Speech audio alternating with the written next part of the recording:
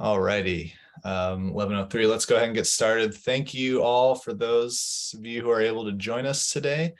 Just as a heads up, we are recording this video or this webinar, and it will be made available on the TEAMER website as soon as we're able to process it and put it on there. So hopefully by this afternoon or no later than tomorrow. So feel free to share it with your colleagues, let folks know about the video and the recording, and obviously to reach out with any questions that anyone may have. We're taking this opportunity today to update everybody on the new application process for the TEAMER RFTS request for technical support. We did implement this application for RFTS 7, and but just wanted to make sure based on some of the responses and some of the applications we saw that we gave a full description of the new application and really how to utilize it and why we did it. So we'll go ahead and get started with that. So first off, why did we change it? What was wrong? Really, the goal of the change and the update to the application is to benefit both the applicants and the facilities by getting everyone a little bit more involved in the application process. Our goal here is to increase the success rate for the applications. We maybe did decrease it slightly for RFTS 7, but with hopes of a little further explanation and opportunity. Our goal is to see higher success rates in the applications moving forward. This new application will assist the application reviewers by providing a bit more information for them to help make decisions on applications. And then as well, the goal being by providing more detail with the application up front, we're hoping that the test plans will be easier for the facilities and the applicants to create, and therefore have a shorter review time less iteration with the reviewers when those test plans are submitted. Some of you who have been through the TEAMER process before know that the test plan is where the bulk of the effort comes in through at least before the testing part happens. And there could be iterations back and forth between the reviewer and the folks who created the test plan. So our goal was to try to flesh out some of these details ahead of time and therefore allow for a quicker process once we get there. And then finally, to streamline the process overall. Like I said, we think with a little more work up front, it'll make a shorter process moving forward. Significant changes to the process. Let's see. Okay, this is animated, so I'll just go through these bullets here as we go. So this is just a high-level view of the changes to the process so that both the recipient and the facility will share the responsibility for the application development. As opposed to in the past, it was totally possible for the applicant just to complete the application fully on their own, and then we had a letter of support that we would reach out to the facilities to ensure that they were on board. This way, we know the facilities are more on board. They're part of the process. They're providing the detail to the application. The application contains a semi-structured technical approach. This is a 3-page maximum document that we are asking the facilities really to play a big part in this part, providing some of the detail. And when you're in the application, you'll see that we highlight the areas where we expect the facility to play a larger role. So I should say we write in the small type. It's not highlighted. It should be noted that those areas where the facility should participate more in the application. And one of those is the technical approach. Multi-facility applications are allowable, but we've removed the backup facility option mainly because we didn't really utilize it. It wasn't something that was in there, and it was more work for us on our end, and then more work for the applicant as well when they would select a backup facility. So multi-facility applications, as many of you know, are when 2 facilities are working on the same RFTS, and that it's just a matter of there's professional capabilities at both of those facilities that will benefit that request for technical support. What we don't allow and don't want to see are multi-facilities that are working in separate categories. So if one facility would be numerical modeling, and then the second facility on the application would be physical testing of that model. We still request that those are 2 separate RFTSs. We've found that when you rely on the results of one part of that aspect, it can delay or significantly change the latter. So we, due to the frequency of TEAMER requests, opportunities, we've decided a little while ago that we don't necessarily want 2 categories of applications per application. The application here requires a bit more detail in the budget. This is something that we ask the facilities to provide. There's a budget justification form, nothing like you would have to fill out for a regular FOA. It's available under the resources tab on the TEAMER website. Happy to chat with facility personnel if you have questions about that during the process. It's not a black box. We're here to help, so feel free to reach out. And we've removed the letter of response. I called it support earlier. It's a letter of response, but we do ask that the facility and the recipient both approve the application for it to be reviewed. So there's now just a separate kind of request that the applicant who submits the application would be asking the facility to follow up. So ensure that you're including the proper facility point of contact on that. The folks that you're working with at that facility should be included in that request. And finally, the review criteria and the scoring are a bit more transparent to the recipient and the facility. So as you'll see when we talk about the evaluation criteria, we really just wanted to provide better feedback on where the application, we score it differently, we score it a little more stringently, and then we're able to provide that scoring a little more specifically to where the application may have needed some additional help. To talk about the changes for the recipient, this is the applicant or the recipient. The recipient must clearly define their role in the project relative to the facility. That's just a new question. It's a new thing that we realized we were kind of missing out on was, what is the role of the recipient? And then how does that play into the decision and the evaluation? If it's very minimal, that's okay, but I think it's good to lay out those roles ahead of time. Recipient is expected to have input into the technical approach. However, the whole point of TEAMER is to have the facility be the lead of the technical approach, but we do expect the recipient to work with the facility and, help define what their goals are and therefore how the facility can provide that assistance. Overall, for the recipient, for the applicant, fairly limited changes. And I do just want to mention if there's any questions as we're going along. I see a couple things in the chat. Sam already put it in there. We have the chat and the Q&A section available, so we can be answering questions as we go. Not me, but I have my team hidden in the background there, able to answer questions, or feel free to post them and we can address them at the end. Significant changes for the facility. This is where it's a bit more. We do ask the facility to provide a substantive input into the technical approach. So really describing what you're going to be doing. I think the old application focused a little more on what your technical objectives were and how that facility can help meet those. But now we just kind of want to hear a little bit more about what your approach is to do that. You don't need to list every run of the wave machine, the wave maker, but really identifying what type of tests you plan to proceed with, how that will play into the success of the project will be important. Provide an overview of the capabilities being utilized in the project. Define the facility's role relative to the project, so very similar to what we talked about with the recipient, as well as providing a little bit more detail at the budget as well. So, generally, as you can go look at the budget justification form, really asking for, kind of your personnel time, any expendables that may be part of the project as well.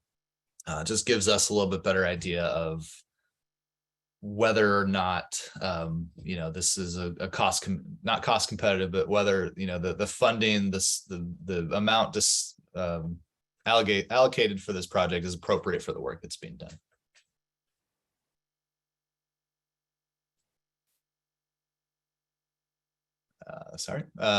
Lastly here, the changes requires the facility to take a more active role in the application development.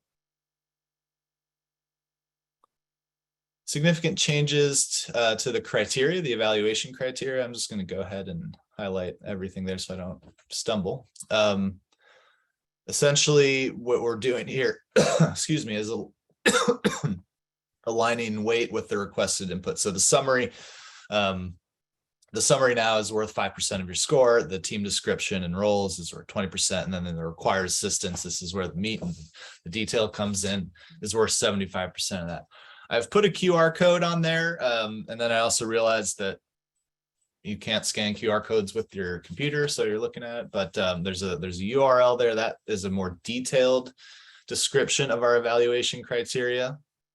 It breaks it down very clearly into the category. It is the review criteria that the reviewers are using, and we highly recommend that you utilize that form when you're creating your application and score yourself. See where you would have challenges as a reviewer understanding some of those questions. So we provide that in order to help you and make it work and therefore hopefully increase the success rates.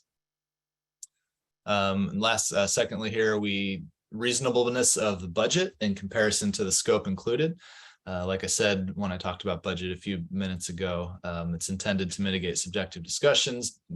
As reviewers, we do talk about budgets a bit. Our goal is to use the best allocation of the funding that we have for this program. The same limits apply to maximums with TEAMER applications, but we also don't want to see anything taken advantage of at the same time. So just making sure that that's not really a problem that we encountered, but budget is something that comes up a lot in discussion. So we just wanted to ensure that we were, asking for that in a little bit more detail and then making sure that everything lined up. This transparent criteria, applicants see the reviewer prompts and their average scores in each category. But when you see, we will not be sending the individual comments out. As many of you know, when we send out notifications, we send summary comments to the applicant, really summarizing what the reviewers felt. So we have the same process for reviewing, where we have a team lead who's part of our technical board. And that team lead works with 2 to 3 other external reviewers from industry. And those folks all complete their reviews. And then the team lead consolidates those questions or comments and makes a final recommendation to the full technical board. That's our process for review. And then those comments are then sent to the applicant, whether they are recommended or not recommended. Just going to check chat and Q&A here real quick.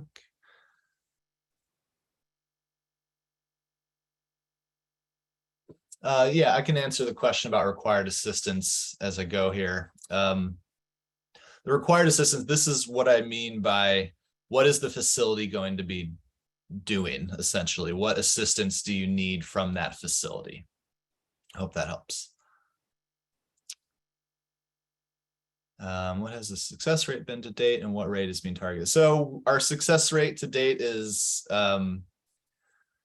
roughly 65 to 70%, I'd say. We did see a bit of a drop off on the last RFTS 7, just with the new application. I think there was some confusions there. Our goal is 100%. We'd love to see every project supply, but realistically, we'd love to see, let's get it up to 80%, and then we'll talk about a 90% success rate moving on from there. Okay, just going to go through part of so those are the changes. That's the significant updates. Really, the highlights there are facility. Work with your facilities on this application. They're there for your help, not just in the testing phase, but to help you describe what your requests are and put a technical spin on things to help our technical reviewers. So just to talk briefly about how to apply, really the goal here is to define a clear and concise technical objectives. What are you trying to achieve? How will you test this objective? And what do you want the end results to show?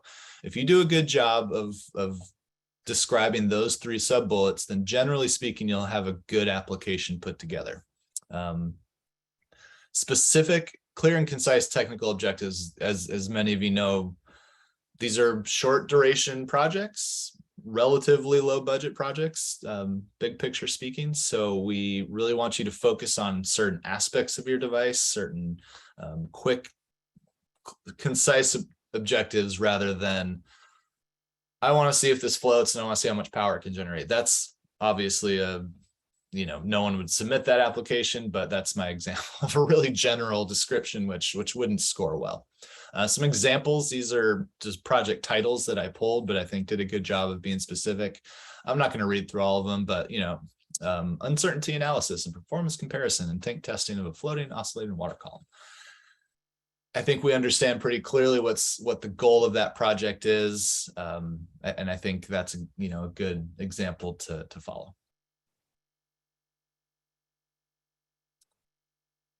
When you're so first off, clear and concise technical objective. Next is find the appropriate team or facility to meet that objective. We are continuing to add new facilities to the network. Our current network is robust and highly capable. I recommend you spend a good amount of time going through the facilities that are there. If you've worked with one facility in the past, there's obviously benefit to going back, but there's certainly benefit to finding new facilities and new perspectives. So we recommend utilizing the work that we've put into the facility network. We recognize the expertise and capabilities across the country and take advantage of that to the best you can. We are hopefully in the next 6 months going to be updating those facility pages to make it a little more user-friendly. So you can maybe come in and say, I need CAD work done for my technology, and then you can kind of self-search. There's a bit of a self-search feature on there now, but our goal is to optimize that and make it better for everybody. So after you find the best facility, it's really important to spend time working with that facility to ensure they can meet your objectives. This should happen months in advance, but certainly not a week in advance of the application due date. Some facilities might not talk to you that close to the application due date. We recommend you reach out early, work through your objectives, ensure that you're able to provide the necessary background data and information to help them succeed. So if they come in and if you want some type of modeling done and you don't necessarily have the right configurations or CAD drawings to help achieve that modeling, reconsider. That might not be the right step for you at that point in time. Maybe you need to go find someone to do the CAD drawings of your technology. I work with those facilities. These are experts in the field. They are there to help via TEAMER, and we recommend that you reach out early, determine your outcomes. What do you really want to achieve? Ask them, work together as a team to define your project roles. We specifically ask for that now in the application. And then really importantly is to listen to their suggestions. They might recommend, like I said, getting some other work done ahead before you're, come back to them for the work that you originally requested. And then additionally, consider other facilities if they're not the right ones to meet your needs, or other facilities that have other capabilities that will lead into their expertise.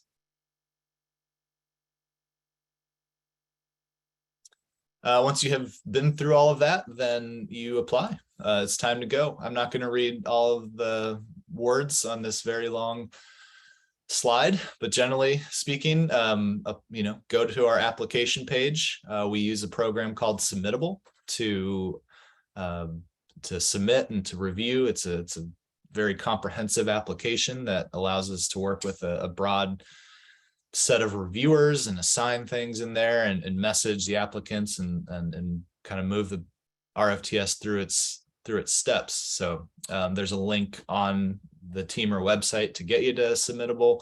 You have to set up an account once you're in there. This is all things that, again, should not be done the night before the application, to give yourself time to work with your facility. There's an opportunity within there to collaborate, and that's where you can bring in your facility members to participate in that application. So we highly recommend that you utilize that. And lastly, we have provided a Word doc of the application template. This is new. It's just the questions from the application, but we did receive several requests that people would like to work on it offline, which is fair. So you can find that now under the resources tab on the TEAMER website. Yeah, I think that covers most of it. Feel free to read all the text on your own time there. A couple last tips and suggestions. Successful applications. I've said this a few times, so realize the importance of it. Define a clear technical objective. What are you trying to achieve? Provide sufficient detail to describe what is being requested. Show great coordination with your facility. Include a clear description of why this is a logical next step in your technology's development. We talk about this a lot. It's not TEAMER's role to say what the path towards commercialization is. It's our role to say that you've defined a clear test or an objective that can be met by the facility, whether it fails or not. Like, we are okay with that. We want to ensure that you have a clear goal and you have a facility that's going to do that. If you are asking to go test a full scale WEC in the ocean, and you haven't even done smaller tests in a wave tank or any type of modeling, that is just something that that's a very extreme example of why, not the right logical next step. But like I said, we just want to ensure that, work you've done in the past, maybe leading up to the success of this project that you're applying for now. Demonstrate a reasonable timeline. We're still working on the 9-month RFTS access period. So we want to ensure that the work can fit within that. And last, do not rely on pending testing to execute your current RFTS. This doesn't lead to successful applications. Like I said earlier, a lot of times things come up in the current tests that may affect the outcome or the outcome of the next. You're not forbidden to apply for testing that's relying, but I think it'd be really helpful to make a very clear description of what your goals, what you're expecting to achieve from the last test, and how that will play into your current application or current RFTS that you're applying for. Sometimes that works better than others. So it's something that might be scored and evaluated on our side. So just a heads up there. Lastly, providing value to the industry at large. This is still TEAMER, it's still DOE funding. Our goal is to post the post-access reports and make this information not specifically your IP, but the information of your tests available to the public with the goal of making that accessible and hopefully somebody learning from it. So that is still important to us, and we want to ensure that these projects aren't just for you. Primarily they're for you, but there could be opportunity for others to learn from. So just leave this slide up here for any questions. Most of the information I covered is on the website, but we're always happy to chat. So feel free to reach out to us at the website, at the email address there. We can set up a time to chat or iterate through email. So I'm going to read this last question. Looks like that's the success rate question. So I'm happy to stay online for a few more minutes to answer any more questions. I see one in the chat here actually. So Matt, I've been answering them on the go, so people should be able to see the answered questions. Cool. Thanks, Sam. Will TEAMER funding cover software license fees or hardware costs? Licensing fees, typically no. Hardware costs, expendables for projects, yes, up to a certain amount. And I think that's why we ask for the budgets there, and happy to chat with facilities, applicants as you're putting together applications to ensure that you don't rely on it ahead of time. So if you can reach out to us and have those conversations beforehand, then it saves us a lot of confusion, anxiousness moving forward. So I appreciate the question. I'd also just reiterate that if you are successful and your project does go to the test plan stage, this new application helps decrease the amount of time and hopefully the amount of review for your test plan, and hopefully will decrease the time for the review and the back and forth between the reviewers and the facility and the TSR as far as the creation of the test plan. So we're asking for more details up front in order to hopefully decrease the amount of time and the amount of kind of back and forth on the back end. Thanks, Sam. Yeah, hopefully, like we said, that's the goal. We're just about to start getting app test plans from the RFTS 7, and we're hoping to slide those right through and move them on. TEAMER is a moving target. We're always trying to update the processes to make it work better for everyone involved, and that includes not only ourselves, and not only the applicants and the facilities, but also the reviewers who spend a significant amount of time and put a lot of effort into reviewing these applications, and then test plans as well. So we want to make sure everyone is, all their needs are being met, and that was the initial reason that we took this new application on. So hopefully we got it a little better now, and we'll see how it goes and continue to make updates as we move forward.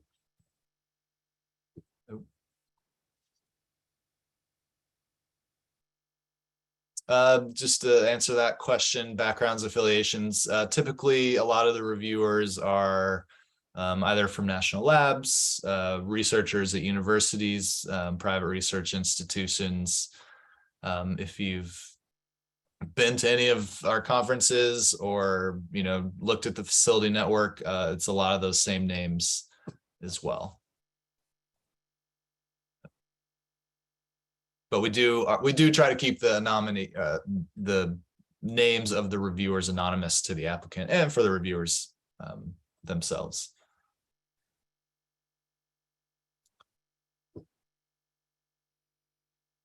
Each facility has different rates. Yeah, certainly.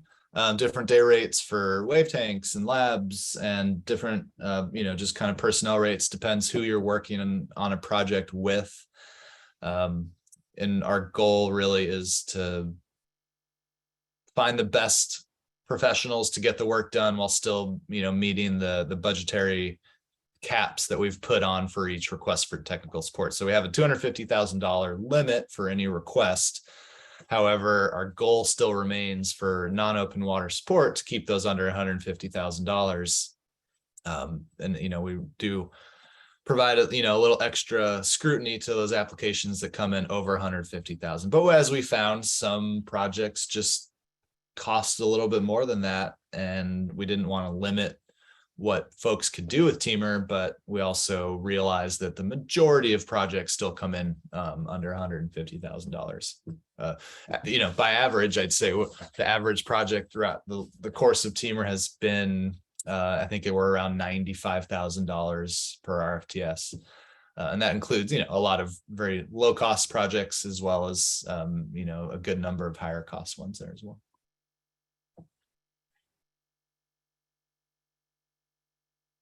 Well, I appreciate everybody taking the time today. Thanks for the questions. I hope to see more come through the email here soon. We are available and love to chat and hear about what you're thinking of doing and how to utilize the TEAMER program as best you can. Matt, So we do have one more question in the chat. Oh, how do I see that?